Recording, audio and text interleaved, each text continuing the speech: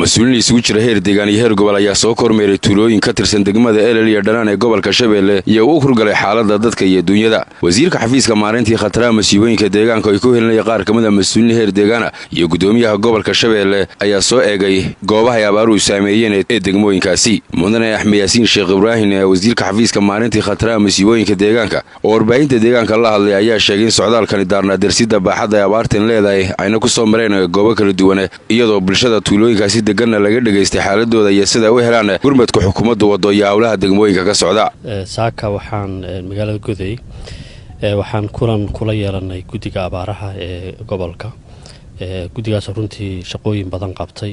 waxaan iska wareysanay xaaladu meesha marayaan iyo hawlaha ay qabanayaan iyo qaabkay u qabanayaan iyo caqabadaha ka hor yimid iyo qaabkii maaragtay looga gudbi lahaa. runtii waxay noo sheegeen inay wax badan ka soo qabteen degmooyin kala duwan ee gobolka iyagoo isqaybiyey oo meelo kala duwan isu qaybiyey. waxay markaas u baxeen qaabkii ay dadkana maaragtay bal u soo arki lahaayeen xaaladda ay u soo qiimeyn lahaayeen isla markaana uga qayb qaadan lahaayeen activity-yada kala duwan ama dhaqdhaqaaqyada kala duwan sida cunto qaybinta iyo biyo dhaaminta iyo howlaha abaaraha la xidhiidha oo dhan. warbixin buuxday naga siiyeen meelihii ay tageen maaragtay xaaladdu siday tahay iyo baahiyaha maaragtay intay la eg yihiin iyo saameynta abaartu sida ay tahay arrimahaasay warbixin naga siiyeen. annaguna wixii tacliimaad aan siin karnay baanu siinay. shirkaas ka bacdi waxaan marka u soo baxnay xaggan degmada Elel u soo baxnay halkaasoo runtii aan ku soo aragnay dhibaatooyin aad u daran aan ku soo aragnay gaar ahaan xoolaha oo aad u dhimanaya. waxaan soo marnay dhowr tuulaan soo marnay meelaha qaarkood waxaad arkaysaa xoolo aad u fara badan oo magaalada dhinac walba ka daadsan oo meydkoodu dhinac walba ka daadsan yahay kuwaasoo sidana loo sheegay u dhintay saameynta abaarta u dhintay. waa laga yaabaa in xoolaha qaarkood cudur uu ku dhex jiro laakiin inta badan saameynta abaarta unbay maaragtay xoolahaasi u dhinteen. runtii dhibaato adag bay nooga sheekeeyeen dadkii aanu meelaha kula kulannay. waxay nooga sheekeeyeen saameynta ay abaartu ku leedahay xagga ama ha noqoto xagga biyo la-aan ha noqoto ama xagga cunto la-aan ha noqoto. way jiraan biyuhu intaa waa la dhaaminayaa oo degmooyinku way dhaaminayaan. degmada Elel gudoomiyihii baa nala socday maaragtay kolley dadaalkooda iyo biyo dhaamintu meesha ay marayso way ka garaabayeen dadku laakiin wax dabooli karta maaha baahida meesha ka jirta. kabacdi waxaan usoo gudubnay degmada Dhanaan baan usoo gudubnay. halkaas waxaan kula kulannay odayaasha iyo maaragtay hogaaminta dhaqanka yaanu halkaa kula kulannay. iyagana waa kala war qaadanay oo xaaladda abaarta iyo saameynta ay leedahay iyo deegaanada degmada hoos yimaada baahiyaha ka jira iyagana war baanu ka qaadanay. annaguna maaragtay wixii xog ahaa iyo tacliimaad ahaan isfari karnaa isfarnay. haddana waxaan joognaa maaragtay tuulada Dambar Weynaan joognaa oo ka mid ah degmada Dhanaan hoos timaada. saad ku arki karaysaan iyada lafteeda saameyn bay ku yeelatay abaartu. dhimashada xoolaha waad arkaysaa baktiga xoolaha maaragtay dhulka daadsan. baahiyuhuna waxay uun la mid yihiin kuwii aan ku soo aragnay meelaha kala duwan aan ku soo aragnay bay la mid yihiin. waana arrimaha aan u nimid halkan si aan u ogaano baahida dhabta ee jirta isla markaana maaragtay dadaalkii la waday wixii lagu kordhin karo lagu kordhiyo iyadoo laga duulayo baahiyahaas laga duulayo.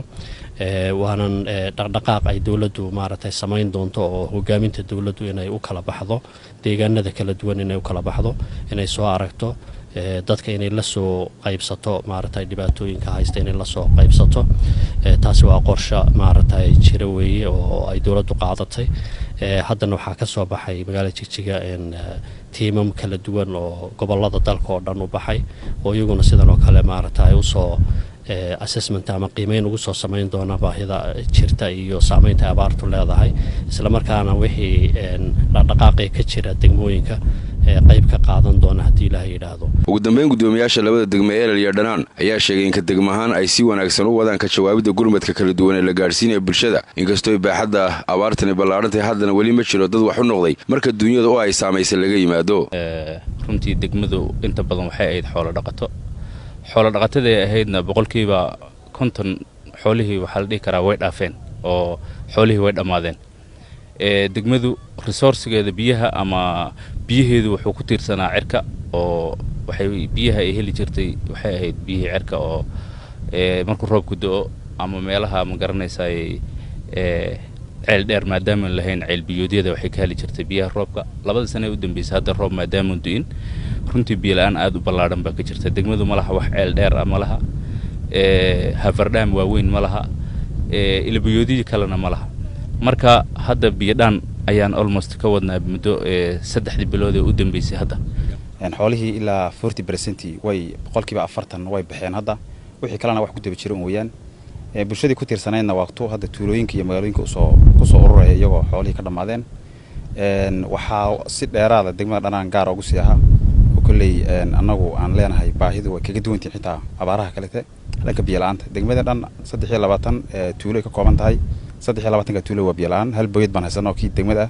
taas oo kaga jawaabayno wixii aan ka jaray shaqaalaha deeqda kaliya baahidaas marka macal degmadii gudaheedii waxaa jirta inay ay biyo la'aan tahay oo 75 kilomitir oo Shabeelle magaalada madaxda gobolka Shabeelle guday ay u tahay resource biyo kaliya halkii boyad waxa la siiyaa magaalada gudaheeda 8,000 oo bir baa la siiyaa tuulooyinkiina wax gaadhay ma jirto